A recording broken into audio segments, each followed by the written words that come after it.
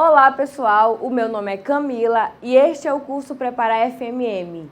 Hoje iniciaremos a terceira aula com conteúdo de matéria e sua constituição, o átomo. Pega sua caneta e seu caderno e vamos juntos, roda a vinheta!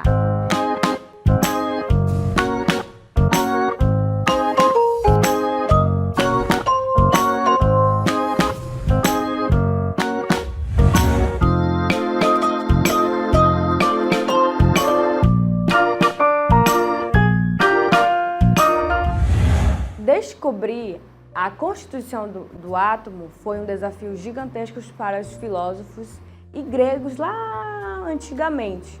Mas naquela época, dois filósofos da Grécia começaram ao estudo da matéria. E eles perceberam que quando eu pegasse, por exemplo, uma matéria específica e dividisse ela em determinadas partes, iam ficar minúsculas partículas. E dali eles perceberam que aquelas minúsculas partículas não se dividiam mais. E foi quando eles deram o nome de átomo. Esses foram Leucipo e Demócrito, os filósofos que deram a iniciativa do estudo do átomo.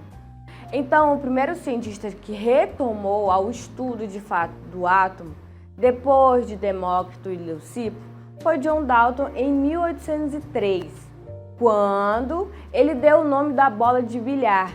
E a palavra átomo, no grego, o arzinho, ele significa não e o tomo significa divisível.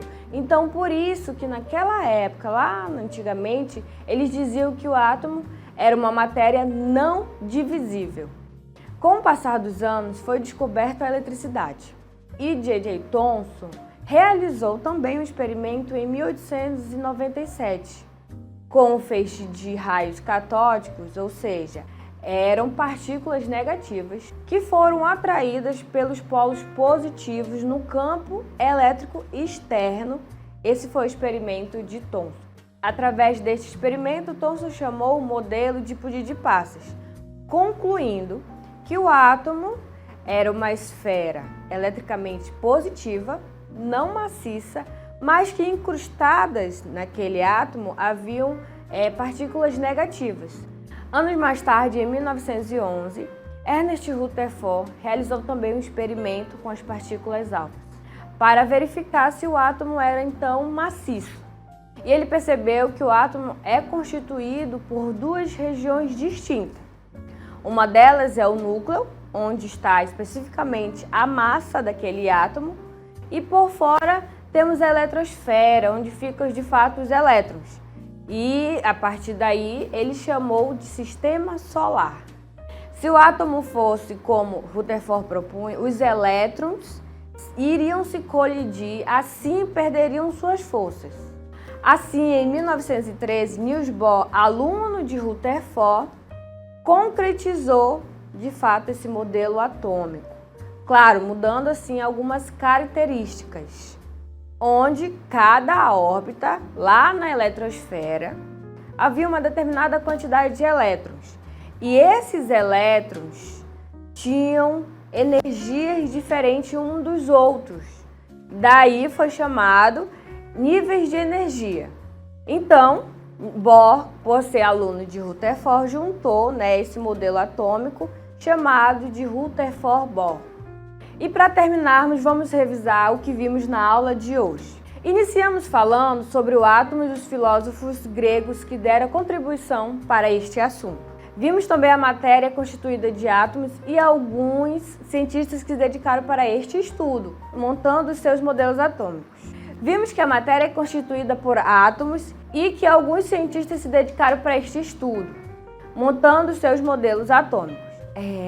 Primeiro foi Dalton com a bola de bilhar, lembra a esfera maciça, indivisível. E o segundo foi Thomson com um pudim de passas. Ele dizia que a massa daquele átomo eram partículas positivas e encrustadas no átomo haviam partículas negativas, por isso chamado pudim de passas.